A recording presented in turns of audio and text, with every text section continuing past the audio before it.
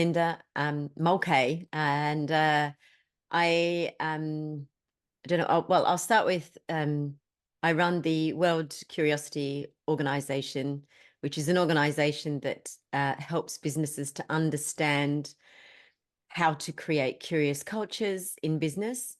And why is that so important? Well, because essentially what I realized is that after speaking to numerous CEOs, it's quite interesting the difference between how a CEO thinks and how they see their business, and how employees see their CEO, and how employees see their business as a whole. So there's a massive gap, and essentially when I speak to CEOs, very often they'll say, yes, I'm very curious. But actually, there's a few different types of curiosity, first of all. So there is intellectual curiosity, which is pretty much the capacity to learn, if you like. And then, so you will have a lot of entrepreneurs and CEOs who are very high in intellectual curiosity.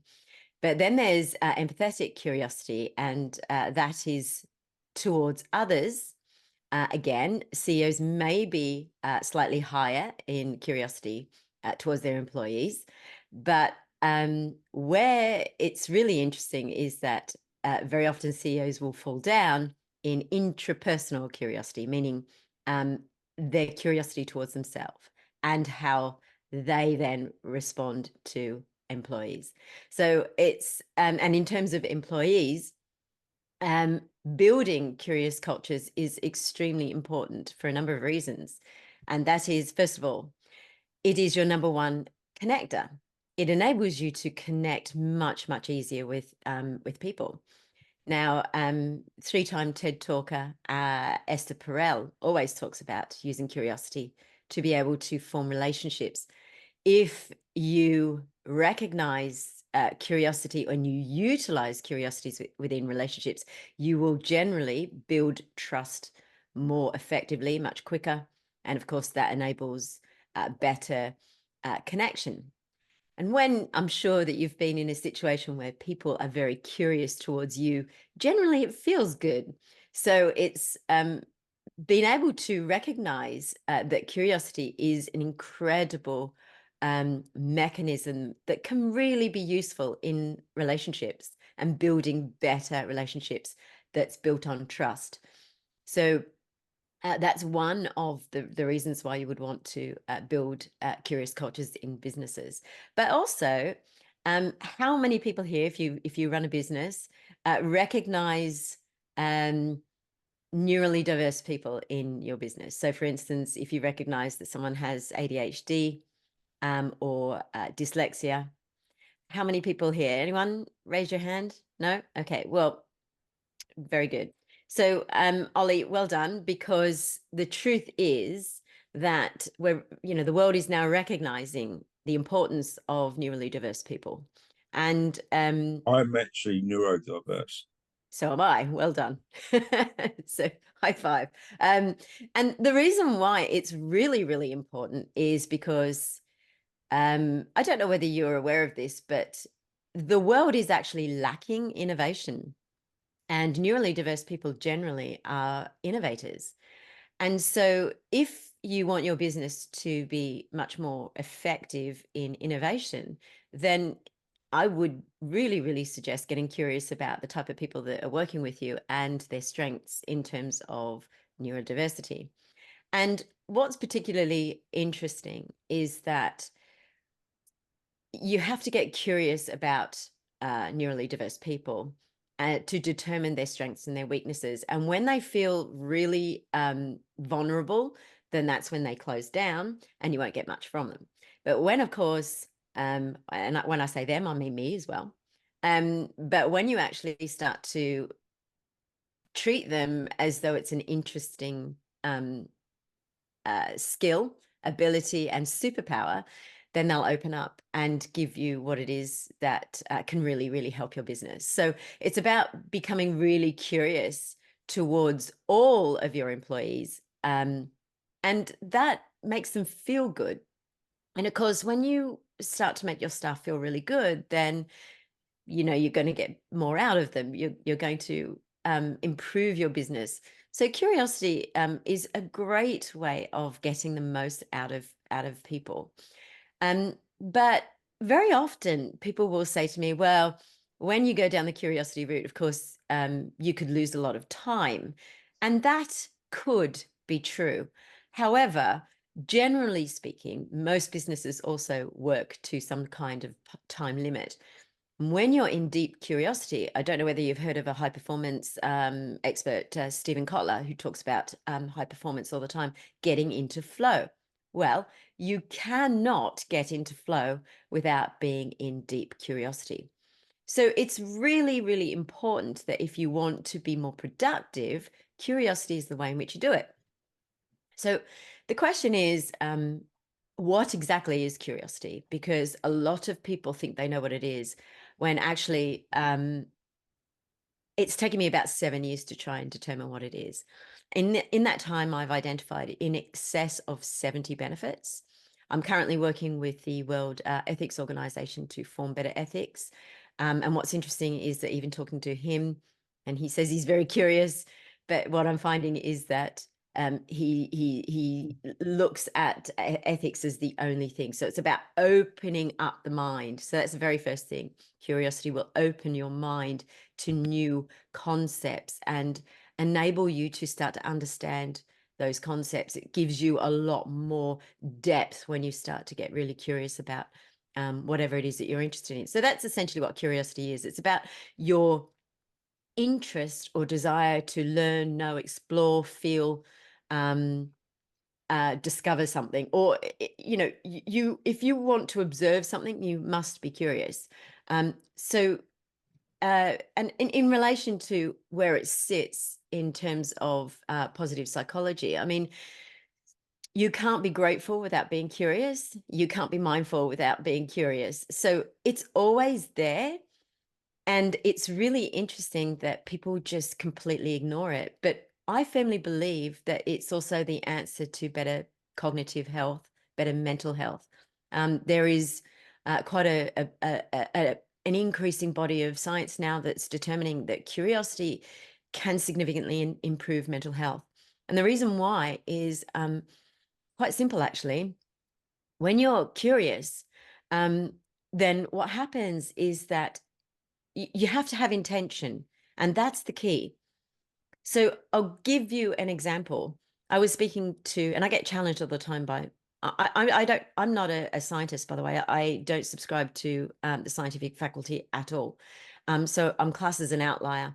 And I actually think that that works really, really well because I don't buy into any concepts. I'm trying to find the truth. And that's what curiosity is all about. It's about finding the truth of whatever it is that you're looking for, whatever it is that you're interested in. And that is really, really, really important now more than ever. We need to be able to start finding the truth to all the questions that we see, because I don't know if you know this, but a lot of science is biased. And so if you want to become less biased, you need to actually be curious. And curiosity will actually reduce your biases, your cognitive biases. So how does it work in terms of mental health? Well, when you have positive intention, what happens is that you open up your brain's filtering system. So curiosity comes before a question, essentially, and it then triggers the question itself. So that's the body of what most people understand curiosity is. And then it enables you to take the effective action that you need because it gives you a hit of dopamine.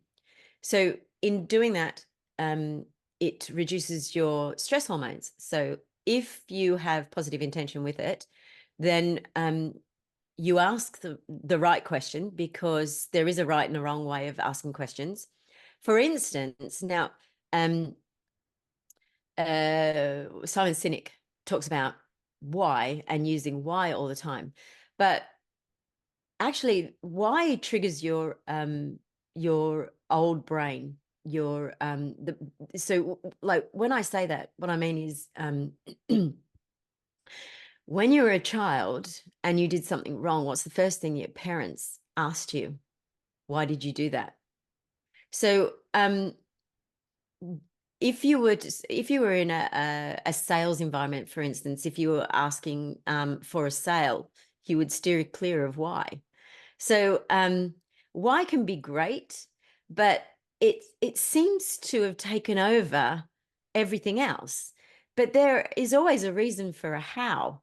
And again, if you look at manifestation, people always say to you, forget the how. Well, that's bollocks. Because the truth is, the question is the how. So it's really important to understand that there is a time and a place for a question. And when you ask the right question in the right way with an intention, it triggers your, as I say, your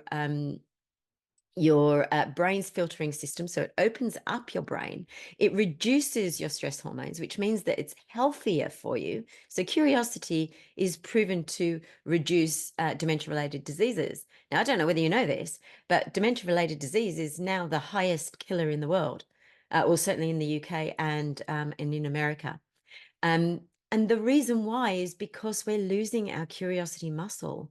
You will find that people who have really good cognitive health later on in life are generally quite curious people.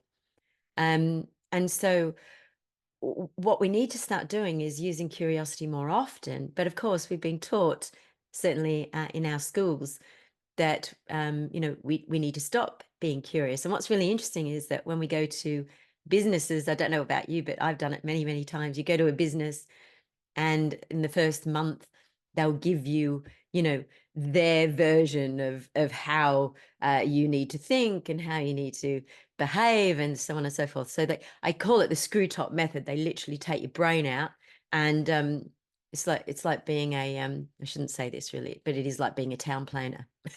A planner who never gives you the permission to build something that you want to build. Well, it's a bit like that.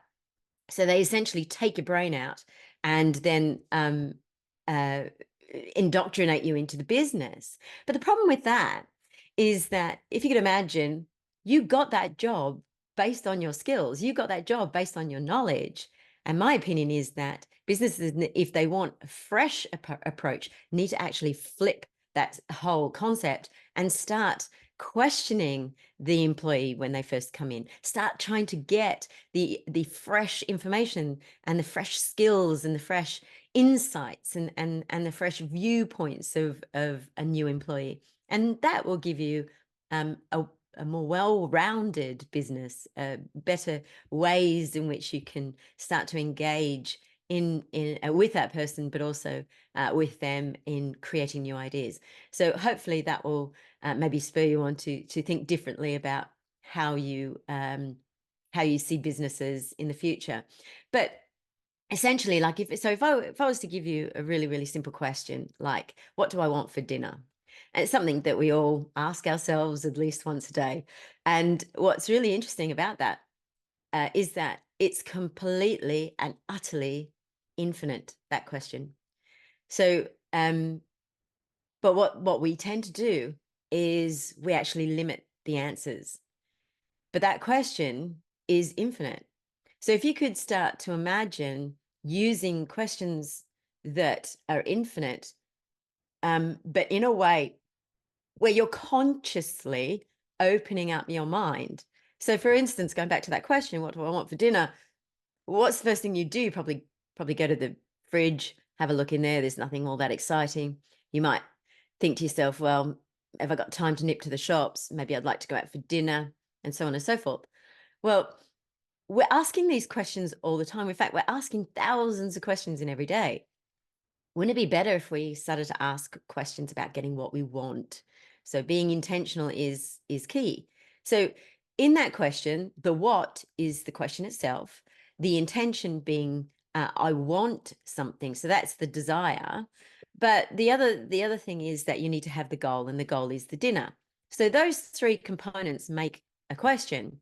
And depending on how you use language, will determine the result, because at the end of the day, that question will determine the result. all of your questions determine your results. So the questions that you're asking, how good are they? How exploratory are they? And what happens is, even when you ask those questions, even though they open up your brain's filtering system, even though that they can reduce your stress levels, and even though they give you a hit of dopamine to enable you to achieve your goals, what do? We put a limit on it, because, of course, we're constantly referring back to old information, because that's what our brain always does. So I look at curiosity in how it sits within the metacognitive process. The World, the World Economic Forum determined now curiosity is your number one metacognitive skill. It's also your number one skill for success. And if you use it correctly, then it is your best ticket for success. So hopefully that's given you a little bit of information about how to ask the right question. But now we come to the metacognitive side of things, and that is that, where does curiosity sit in the thought process? Now, this might ring true for you. I don't know about you, but I don't know anybody who has ever had a lesson on how to think. We've been taught how to create, really, really complex equations, how to write incredible CVs and so forth. But what we haven't been taught is the actual art of thinking. And there's a lot involved in the process. And whatever is in that process is determining your results. So part of that process is trying to clean up what's going on within the within that metacognitive process. So essentially, whilst we're calling on old information, it is up to us to determine whether or not that old information is valid. And so what curiosity does is it sits within that process to question whether or not something is valid, something is right, and that then enables you to move forward. But it can also then challenge the metacognitive process and say, well, hey, I don't think you're right at all. I don't think this old information is relevant. In which case, you will then open up more opportunities in whatever capacity. And then that leads to results. So the whole idea that Tony Robbins says it's in your decisions that destiny is shaped is absolutely bollocks. It's not. It's actually what forms the decisions that counts. And what comes before that is curiosity. What comes before that is the metacognitive process. And within that metacognitive process, there's one caveat that determines all. It determines even the questions that you're asking. And that is that your brain is always rationalizing risk over reward all the time, without fail. Every single decision that you're making is determining risk over reward, good, bad, right, wrong, however you want to call it. And it's even interesting how we always call it risk before reward. And that is the problem, because we are always focused on the risk. Our brain is designed to keep us safe, and it's done a very good job. But what's going on is that we're outperforming ourselves. We're outperforming our metacognitive process. We're outperforming the way in which our brain thinks. And so it's time that we start to question even the way that we're questioning, and even the way that we're thinking. It's about understanding that caveat, which is the caveat for life, when you get it right, when you stop looking at the risks all the time. Yes, you have to determine risks to keep you safe and so forth, but that's what's stopping us all of the time. Whether or not it's public speaking, whether or not it's getting out and being an entrepreneur, it doesn't really matter. But there's always that question. And in fact, that's the reason why we procrastinate, because the risk reward caveat is very much focused on risk. And so we come to the question of, what is at the base of risk? Why is the brain identifying with risk? Well, essentially, and I'm yet to find a better response to this, or a better answer. But everyone talks about fear, and fear's been bandied around like nobody's business. But what is at the basis of fear is really interesting, because all your brain is doing is determining loss. Within fear, that is it. The brain is constantly determining loss. At the basis of every single fear, if you trace it back, it's not judgment. It's what you're going to lose. Because when we were in our caveman societies, if whatever happened, if we didn't fit in, then we were ostracized, and ostracized to the brain, and back in those days meant sure death. So every single time you're in fear, the brain is essentially trying to rationalize loss. And how many times do you ever ask yourself, I mean, I'm sure you've heard the question, what have I got to lose? How many times do you ever ask yourself, what have I got to win? Which is really, really interesting. It's something that we don't do at all. At all. We're constantly asking, what have we got to lose? But what if we could turn it around? Because we're not really going to lose anything. Yeah, we might lose our pride. You might not like what I talk about right now. You might think it's a whole load of nonsense. That's up to you. So you got to get to a point where you go, well, you know what? I'm going to say it anyway. I'm going to say it anyway. What's the worst that can happen? What's the worst that can happen? Instead, now it's about time we start saying, what's the best that could happen? What's the win in this? And so the brain loves pleasure. It loves to win, and it will do its very best to find whatever answer that you're programming your brain to seek, because your brain is a answer seeking machine. It will work in the background to find the answer for you every single time. It is incredible. And so, how you're using your brain is vitally important. So say, for instance, if you've got a really difficult question that you are struggling to get the answer to, you don't really need to go off on a sabbatical for a year to find the answer. You don't really need to smoke wacky backy.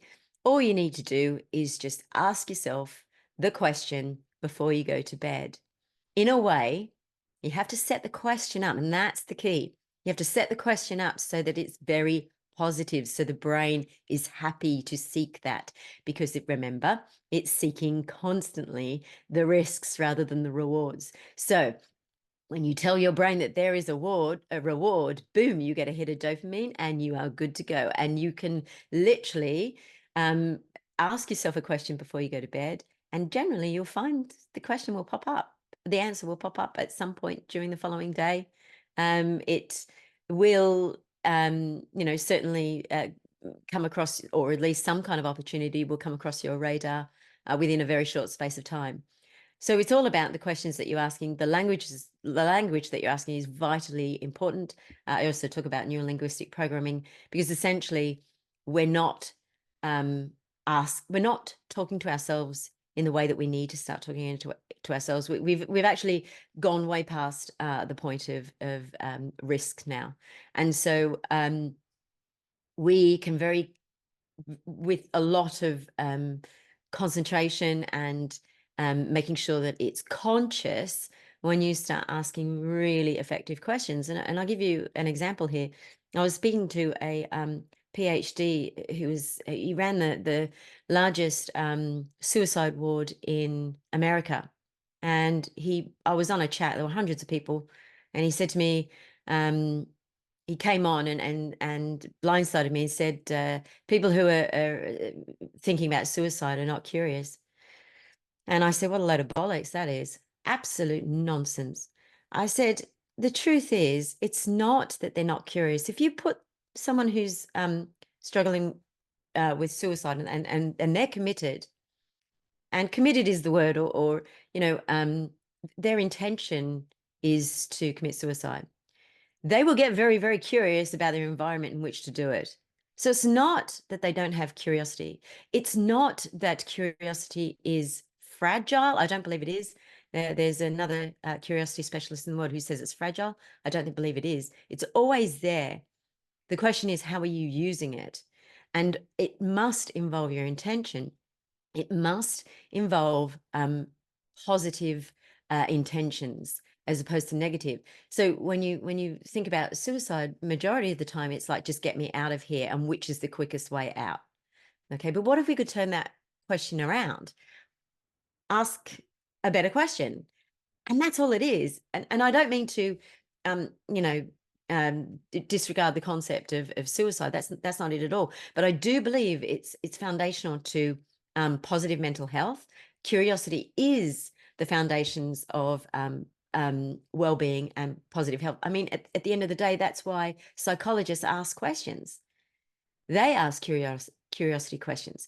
The question is, why aren't we able to ask our own curious questions? Why aren't we able to be more curious about asking the right questions that trigger us to take effective action, to enable us to get the results that we're looking for? And that is the fundamental concept that is missing in our world. And with that, I hope that that has given you a little bit of information about what curiosity does. As I say, I found something like, or in excess of 75 benefits for curiosity. Now, to give you an example, Harvard Science has determined only 9 benefits for happiness. And yet the world is preoccupied with happiness. Well, the interesting thing is you cannot have happiness without curiosity. Why? Because it is fundamental to the whole process of what makes me happy. Again, risk over reward. What do I like? What don't I like? What do I want more of? What don't I want more of? And that is the reason why we are unhappy, is because we're asking the wrong questions. We have this caveat wrong. We're focused so much on what we don't want that we can't see the wood for the trees. And believe me, I was there 15 years ago asking those same stupid questions about what I don't want. When you go onto a dating site, what's the first thing people do? I don't want this, I don't want that, I don't want drama. Men say, I don't want drama. Well, guess what? You're going to get more drama. So that's it from me. I hope I've given you a little bit of insight into curiosity. And if you've got any questions, please ask. Go right ahead. Chat away. Yep. I'm open for unlock, unmute, whatever. Andrew, I think you're first. Yeah, no worries. Thank you. Melinda, that was really good. I had a question for you, just in regards to businesses or anyone who you see this collectively doing this well. Have you seen that? Who is setting the benchmark in this regard already? Even though that obviously it sounds like there's not many. But Yeah, who there actually is? You're right. There isn't many. There's a few curious businesses such as McKinsey. McKinsey & Co. are they're building curious cultures. But I tell you what I'm finding really interesting is that they're very much so Microsoft, the reason why they kind of lost their lead was because their focus was on building intellect, building knowledge, but they fell down at empathetic curiosity and interpersonal curiosity. And that is the problem with every single business that I see time and time again. Pepsi Cola say that they're building curious cultures. And you can tell that they are falling down on those 2 categories, mostly interpersonal, simply because they have high stress levels within the business. So yes, all businesses have high stress, but you can significantly reduce that stress. I mean, I have a system that I teach people, and that is how to use curiosity to reduce stress and to be able to get more of what you want. Because essentially that's what's going on. The reason, if you actually look at the definition of stress, it is a fear of a lack of control. So curiosity puts you in control, amongst other things. So what's really interesting is there's always this gap. Doesn't matter whether it's, Google is they're building curious cultures. They're pretty good at it.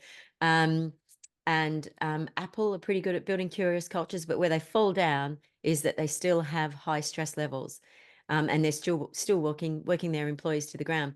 And because I've set up the World Curiosity Organization, it's based on 3 elements which must become equal And that is people, putting people as part of the equation of a good business. Also, the 1/3 should be looking at our planet and how we can live more sustainably within businesses. And then thirdly is also profit, because when you have those two, when you have curious cultures, you will have more profit in a business. And you know that statistically that's how it works. So it's about really trying to determine how we can start using curiosity for positive mental health within businesses. If that makes sense. I hope that answered the question. Yeah, definitely. Thanks so much for that. Neil? Hi, yeah, thanks, Melinda. Brilliant talk. Really interesting.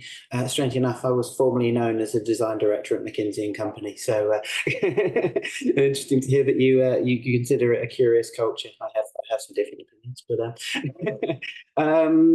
no, I was just really interested about curiosity because I was speaking at and on a panel at a AI summit at Peterborough ARU yesterday. Yep. And a lot of the conversation, some of the ideas I introduced were around the way we think or our purpose and how we're being taught. So we're being taught at school that we need to learn the answers, and that is how we're seen as intelligent and successful. But as you said, being a child, etc., we're always asking why. You know, what are the questions? Why are you doing that?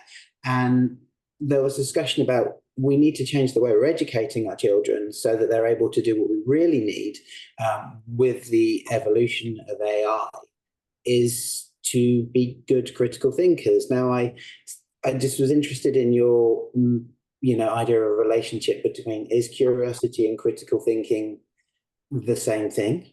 Or what are the connections between those two? And also just one other thought that I popped in when you were talking about the why, the image that came into my head, and if people remember the film Big with Tom Hanks, when he's in the boardroom and they've got the statue that turns into a robot, and he's saying, but why? There's nothing fun playing the building. And it was kind of like, that really kind of interesting, but why was really, that was the picture that went in my brain when you said that anyway. But no, the connection between curiosity and critical thinking, interested to know. Yeah, well, the reason why the World Economic Forum has determined curiosity is the #1 meta skill is because it pretty much enables all other thinking. So critical thinking arises from curiosity, essentially. And the more curious you are, then the better critical thinker you will be. In terms of AI, my biggest worry is that we will no longer be curious. We will be letting AI take over. And when that happens, we will see a significant increase in mental health issues. And I'm not just talking about dementia-related diseases. So absolutely, we need to teach children how to ask better questions, because it's really interesting. There was I know that there's been a lot of university lecturers say, I'm absolutely banning it. You cannot allow the kids, the students, to use AI, and you'll be sort of thrown out if you use it. However, that's not the way to look at it. Well, the way to now embrace it is it's not going away. And so universities need to be teaching better ways of using it, rather than steering university students away from it. What a stupid thing to do. It's a bit like sort of saying, well, I'm not going to use the internet. Let's have some hindsight, people. So the truth is, it's not going away. The question is, how can we get the most out of it? That's the question we want to be asking. And that's the question that the lecturers need to be asking. There was only one lecturer that I was aware of that actually said, yeah, and I like Sir Ken Robertson actually said curiosity is the foundation of creativity. What's interesting is that there was only one lecturer in the whole time that said, no, I'm going to let my students use AI, but where he's going to be really focusing on is not so much the answer, it's the question. The question is what counts. Every single time, it's not the answer. The answers will come. It's the question that counts. And so we need to be asking AI the right question. And that is critical thinking. What is critical thinking? It's about asking the right questions. And so that's what I teach. I teach people how to use language in a way that gets faster results, enables you to speed up the process so that you can start asking the right questions. That makes sense. I hope that answered it. But yeah, I'm very, very concerned that nobody is taking into consideration the mental health issues for an AI product, because essentially what you're doing is taking out the process of thinking. But the other interesting thing we need to understand is that I'm a radical thinker. So I don't get my information from AI or any other source. I get my information from myself. I really, really, I mean, this what I talk about, nobody talks about. I mean, even other curiosity specialists do not talk about what I talk about, and they've got PhDs and I don't. And yet, the truth is, I have no interest in what somebody else is talking about curiosity, because I have my own concepts, and I have formed those concepts through thinking and through questioning and getting to that point where, and I'm yet to be proved wrong. Every single person who's come to me, I'm yet to be proved wrong. I'm happy to be proved wrong, and then I'll adjust, because I will continue to be curious, because at the end of the day, my only interest is focused on the truth. That's it. I'm trying to get to the truth in the quickest possible way. So to do that, you have to ask question after question after question, but it has to be the right questions. Yeah, thank you. We could talk for ages. I've got loads of questions that will follow on from that. But I'm sure you do. Martin, you were next. Neil's right that, start with kids, I suppose, then you can put it in throughout the system, and, fundamental. And somebody, Andrew's put on an interesting thing about TED Talk about do schools kill creativity? Yeah. Thank you so much, Melinda. This is so interesting. It is, I put it up at the top. This is like a penny dropping. This is a penny dropping moment. Absolutely fabulous. I mean, one of the biggest issue, once you embrace this in principle, there are applications. I'll tell you my issue, which is that currently my biggest issue is fundraising, and that for a lot of businesses, and certainly early businesses, fundraising is the issue. And we are in Europe and the UK, we're dealing with people who where their risk reward ratio, which seems to me what you're saying is risk reward is the opposite of curiosity, where you put risk first. That's it. Not really listening. All I want to know is where's all my risks, so I can cross you off. Yeah. As opposed to in America, Silicon Valley, where they sit and go, where could this go? What is the opportunity? And I guess you could still sit there and say it's fear driven, but over there, it's much more fear of missing out. And how, I wonder, this is not part of this talk, I don't think, but how do you take somebody who is not curious and persuade them to be so? Now, actually, put them on to you, I suppose. But when you're sat in front of somebody who's got a load of loot and is sat there trying to think of reasons why they will not give it to you, how do you get them to be more curious? You need to get them to view the wins. It's really interesting, actually. I was speaking to a lady who, similar to yourself, she's in a charity, and the charity funders are the ones making the decisions, and they sit on the board, and they're the complete opposite of curiosity. And what's really interesting is that they're potentially going to lose their business. And I'll tell you this now.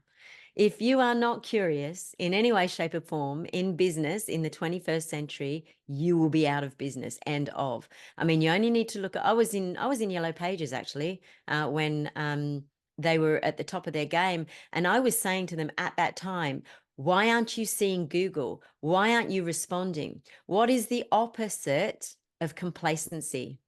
Curiosity. They were complacent, and where are they now? Similar to Blockbuster, similar to, I mean, I could list any number of businesses that were complacent, and where are they now? So the truth is, now more than ever, we need to be cooperating and collaborating, which is a really great way to do business. I mean, I have a friend of mine who is a great networker. She's got a networking business. And she's noticed loads and loads and loads of people opening up these networking businesses. And yet she's still going and going strong because she's collaborating with those other networkers. Collaboration is key, is an incredible concept that it's completely underutilized. And Blockbuster would be here to this day if it wanted to collaborate with Netflix, but it chose not to. So Netflix was the underdog, you know, and this is what happens time and time again. So yeah, a big driver is, you know, looking at that concept that Silicon Valley have, that sort of, well, I don't want to be the last. Now that's a curious driver in itself. I don't want to be the last one to market. I want to be the first. Curiosity is your greatest asset to be the first, to be the first in any business. It's your greatest advantage in business, but you have to focus on the wins, not the loss. And everyone's focused on the loss. Well, I think, do you know, actually, I think it's actually a lot of them, they all want to be second, but Silicon Valley's second is different from the UK and Europe's second, as far as this is concerned. Nobody wants to jump first, nobody wants to miss it and be third, or pay too much. That's that, you know, that seems to be it. But you know, all to do with, you know, the mindset and those primeval urges that you're alluding to. Yeah. I think being first and being a disruptor is the best way to be.